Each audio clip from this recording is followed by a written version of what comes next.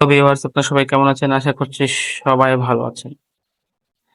এখন আমি আপনাদেরকে দেখাবো ক্লিপ অর্থাৎ রেকর্ডিং অডিও, যেটা আমাদের পিছনে কিছু ব্যাক নয়েজ থাকে। মনে করেন আপনার শপিং মল, বাজারে বা ব্লগ ভিডিও করার সময় বাইরে যে স্টুডিও ছাড়া যে ভিডিওগুলো করা হয় এবং সেখানে যে অডিওটা থাকে, সেই অডিওটা ক্লিয়ার করার জন্য অর্থাৎ অডিও রিডিউস অর্থাৎ ব্যাক নয়েজ রিডিউস, এটা খুব স্মুথলি এবং সহজে মাত্র 1 মিনিটে 1 মিনিটে এই অডিও রিডিউস করা যাবে।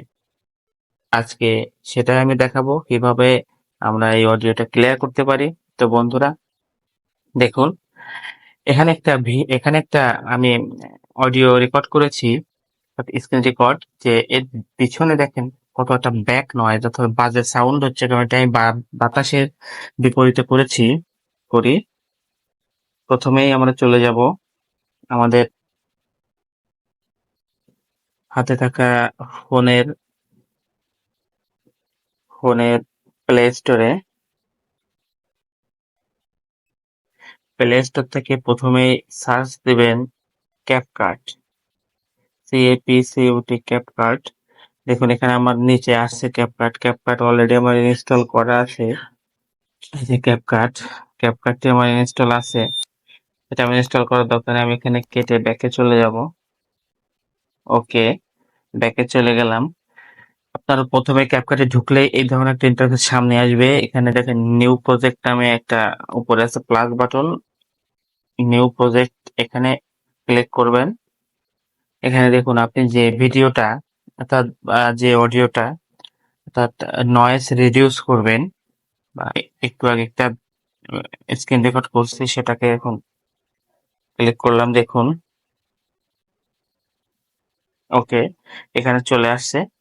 এখন শুনুন এটাতে কতটা পরিমাণ ব্যাক নয়েজ আছে। হ্যালো ভিউয়ার্স, আপনারা সবাই কেমন আছেন? আশা করছি সকলে ভালো আছেন। এখন আমি আপনাদেরকে দেখাবো যে কিভাবে আমরা অডিও ক্লিয়ার করতে পারি অর্থাৎ অডিওর যে নয়েজটা সেটা রিডিউস করতে পারি খুব সুন্দরভাবে। হ্যাঁ, তো দেখুন এখানে আমার এই যে এই রেকর্ডিং টুকের পিছনে কতটা বাজে একটা নয়েজ আসছে, দেখছেন? কত বাজে একটা নয়েজ আসছে। আমি এটাকে রিডিউস করব। হুম, তাহলে আপনারা শুনলেন। এখন এটা আমি রিডিউস করার পরে আপনাকে শোনাবো যে কিভাবে আহ দেখাবো যে কিভাবে রিডিউস করলে, এবং পরবর্তীতে আপনাদেরকে শোনাবো। ওকে, তাহলে প্রথমে এখানে ক্লিক করব। ক্লিক ফাংশন পাবো আমরা নিচে রিডিউস নয়েজ, এই রিডিউস নয়েজে ক্লিক করব। ওকে, ক্লিক করার পরে এটাকে আমরা অন করে দেবো। এই যে অন করে দিলাম।